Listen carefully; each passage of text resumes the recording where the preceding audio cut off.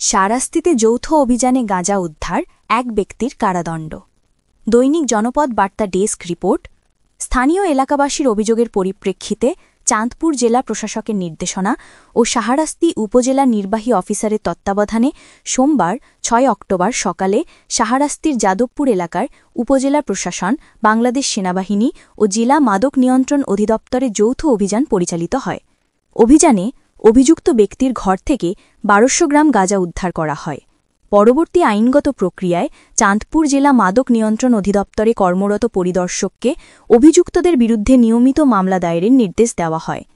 একই অভিযানে মাদক সেবনের অপরাধে মোহাম্মদ মিলন, ৩৮ বছর, পিতা বদিউজ্জামান, দোষ স্বীকার করায় ভ্রাম্যমাণ আদালতের মাধ্যমে তাকে ১৫ দিনের বিনাশ্রম কারাদণ্ড ও ১০০ টাকা অর্থদণ্ডে দণ্ডিত করা হয়। মোবাইল কোর্ট পরিচালনা করেন শাহরাস্তি উপজেলার সহকারী কমিশনার ভূমি ও নির্বাহী ম্যাজিস্ট্রেট হিল্লোল চাকমা। অভিযানে সহযোগিতা করেন বাংলাদেশ সেনাবাহিনীর হাজীগঞ্জ ক্যাম্পের ওয়ারেন্ট অফিসার এবং চাঁদপুর জেলা মাদক নিয়ন্ত্রণ অধিদপ্তরের সহকারী পরিদর্শক সহ সঙ্গীয় ফোর্স। উপজেলা প্রশাসনের পক্ষ থেকে জানানো হয়েছে, মাদকবিরোধী এই অভিযান নিয়মিতভাবে চলবে এবং সমাজ থেকে মাদক নির্মূলে জিরো টলারেন্স নীতি অব্যাহত থাকবে।